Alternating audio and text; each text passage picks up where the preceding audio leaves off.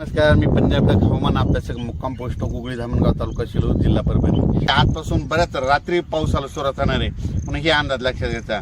परत एक सर्वांना सांगू इच्छितो, कोकणात देखील मुसळधार पाऊस पडणार आहे म्हणून कोकण पट्टीच्या लोकांना देखील काळजी घ्यायची गरज आहे। त्याच्यानंतर सगळ्यात महत्त्वाचं म्हणजे मुंबईला ह्यामध्ये ह्या 4-5 दिवसात म्हणजे 14 ते 18च्या दरम्यान अतिवृष्टी होणार आहे, मुसळधार पाऊस पडणार आहे म्हणून त्याच्यानंतर सर्वांना शेतकऱ्यांना सांगू इच्छितो, राज्यामध्ये 14, 15, 16, 17, 18 पर्यंत पूर्व विदर्भ, पश्चिम विदर्भ, दक्षिण महाराष्ट्र, उत्तर महाराष्ट्र, कोकणपट्टी, खानदेश, मराठवाडा सगळ्या भागामध्ये दररोज 2-2 दिवस मुक्काम घेत पाऊस पडणार आहे म्हणून हा अंदाज लक्षात घ्यायचा।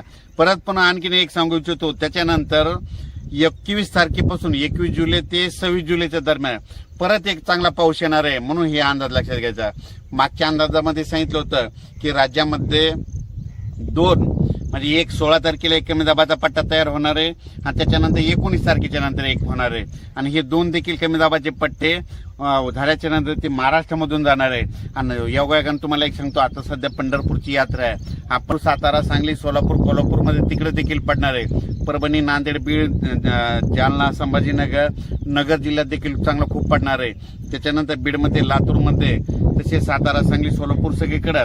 त्याच्यानंतर पूर्व विदर्भ, पश्चिम विदर्भ म्हणजे पूर्व विदर्भाचे 6 जिल्हे, पश्चिम विदर्भाचे 5 जिल्हे म्हणजे ह्या 11 जिल्ह्यात देखील म्हणजे ह्या 4-5 दिवसाचा पाऊस चांगला पडणार आहे म्हणून हे सर्वांनी लक्षात घ्यायचं। राज्यात एकंदरीत परिस्थिती बघायची झाली तर आजपासून ते 26 तारखेपर्यंत दररोज वेगवेगळ्या भागात चांगला पाऊस पडणार आहे आणि शेतकऱ्याच्या पिकाला जीवदान भेटणार आहे म्हणून हा अंदाज लक्षात घ्यायचा। या पावसामध्ये 26 जुलैच्या पावसामध्ये जे छोटे छोटे तळे असतील ते भरून जातील, पण मोठे मोठे असे जे धरण असं त्याच्यात 2-3% मात्र पाण्याची आवक येणार आहे म्हणून हा अंदाज लक्षात घ्यायचा।